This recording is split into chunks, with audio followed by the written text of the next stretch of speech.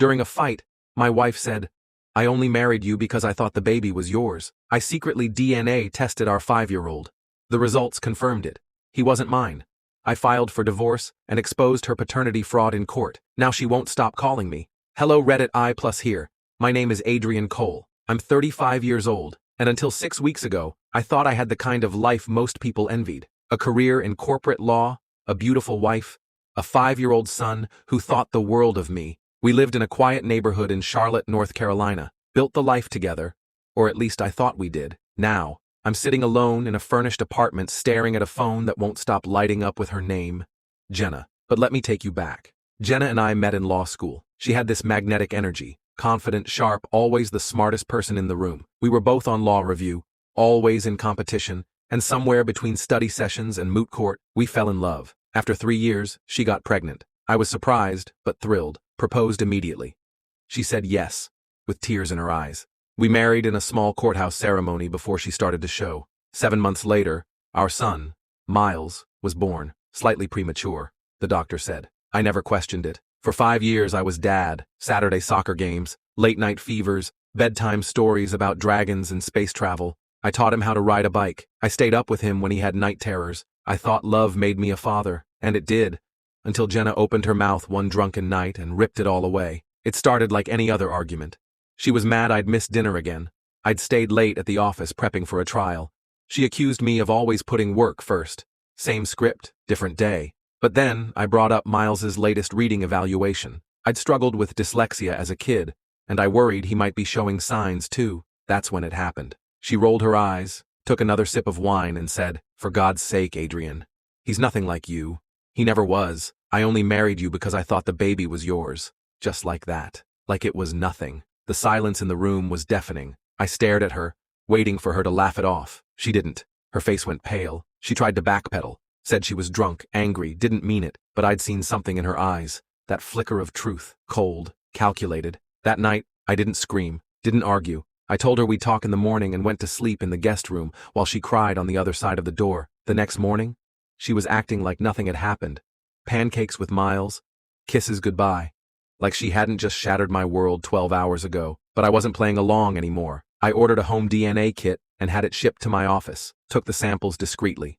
One from me, one from Miles while giving him a bath, sent it in, and waited. While the lab processed the test, I started digging. Jenna and I had shared everything, passwords, bank accounts.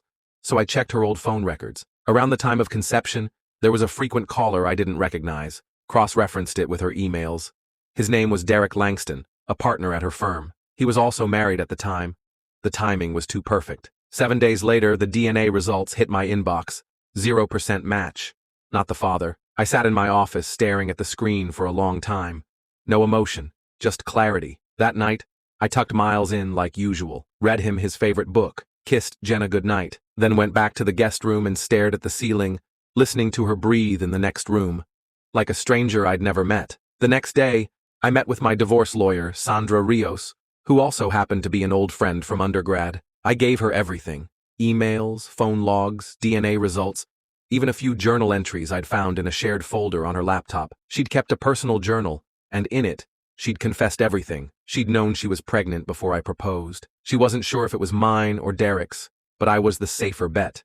A good man, stable, successful. She gambled I'd never question it. Turns out, she was almost right. 2 weeks later, I filed for divorce. I also moved out of the house while she was at court, and Miles was in preschool. Took my essentials, left my wedding band, and a note on the kitchen counter. The test confirmed what you said. My attorney will be in touch. That night the calls started. Jenna lost it. Accused me of abandonment, claimed I drained the accounts, tried to spin it like I was the villain. But I had documented everything. Screenshots, timestamps, bank statements, all legal, all clean. She filed an emergency motion, but when we got to court, her case crumbled fast. The judge ordered a second DNA test, court supervised. It confirmed what the first one did. Miles wasn't mine. Then came the financial discovery. Turns out, Jenna had been funneling small amounts of money from our joint accounts into a private investment account, about $180,000 over the years, all under the radar. Her own words, her journal, and her profession, a family lawyer who knew the system inside out, worked against her. The judge wasn't sympathetic, called it deliberate ongoing deception. I was awarded 75% of our marital assets. She was ordered to cover my legal fees and report the financial misconduct to the Bar Association. Derek, her ex-lover, had no idea Miles existed. Once he found out, he requested his own paternity test. It was a match. He's now filing for custody. Jenna's life is unraveling. Personally, professionally, legally. But here's the part that hurts most. Miles. He still calls me Dad, because for 5 years, I asked the court for transitional visitation, not because I had rights, but because I couldn't vanish from his life overnight. The judge agreed. Our first visit was brutal. He clung to me and asked why I left. I told him, sometimes grown-ups have problems they don't understand. But it has nothing to do with you. I love you. That never changes. We still see each other. Once a week. Not as father and son, but as something real, something painful, and maybe something healing. Jenna keeps trying to reach me. She even showed up at my office last week. Had to be escorted out. Her parents called, saying I should have compassion, that I should move past it, but I won't. 5 years of my life were built on a lie. A carefully constructed, coldly executed lie. That's not a mistake. That's fraud. I'm moving on now. I've taken up boxing again. Thrown myself into work, going on a week-long hike with no reception. Therapy is helping. Slowly. I don't know what the future holds for Miles and me, but I know what I won't do. I won't pretend Jenna was ever the woman I believed she was. The mask came off, and I don't mourn her anymore. I mourn the fatherhood I lost, but not the life I left behind. And as for Jenna, I let the phone ring. And I keep walking. It's been 3 months since I walked out of that house. And honestly, it still doesn't feel real. Some days, I wake up and instinctively check my phone for school alerts or messages from Jenna about Miles's dentist appointment, only to remember I'm not part of that world anymore, not like I used to be. The bond is still there, though. That part isn't dead. Every Saturday morning, I meet Miles at the supervised visitation center. At first, he was confused, asked when I was coming home, asked if Mommy was mad at me. I gave him the gentlest truth I could, without putting the weight of adult betrayal on his tiny shoulders. I told him, grown-ups sometimes make choices that hurt each other, but that doesn't change how much I care about you. He cried once, at the end of a visit, when it was time to go, and so did I, quietly, in my car, after watching him walk away holding a stranger's hand, his court-appointed guardian during the transition phase. As for Jenna, she's unraveling faster than even her legal skills can manage. After our divorce became public record, her law firm placed her on indefinite leave. She wasn't fired outright, but when a junior associate's journal details manipulating paternity and defrauding a partner of marital assets, no reputable firm wants that scandal attached to them. And then came the Bar Association. I didn't report her, but someone at her firm did. The ethics board is still reviewing everything, but I've been called in once already to give a statement. It was surreal, sitting in a conference room across from a panel, explaining how the woman I trusted with my future faked an entire foundation of our life. What stunned me most was how calm I felt. Derek Langston, her ex-lover and Miles' biological father, is stepping up. More than I expected, to be honest. After confirming the DNA results, he filed for joint custody and has since met Miles several times. Jenna tried to block it initially, said it wasn't in Miles's best interest to disrupt stability. The judge shut that argument down fast. Disrupt stability? She shattered it the second she chose deception over honesty. Derek reached out to me again a few weeks ago. We met for coffee. He apologized, again, for everything. Swore he never knew. Honestly, I believe him. His pain felt genuine.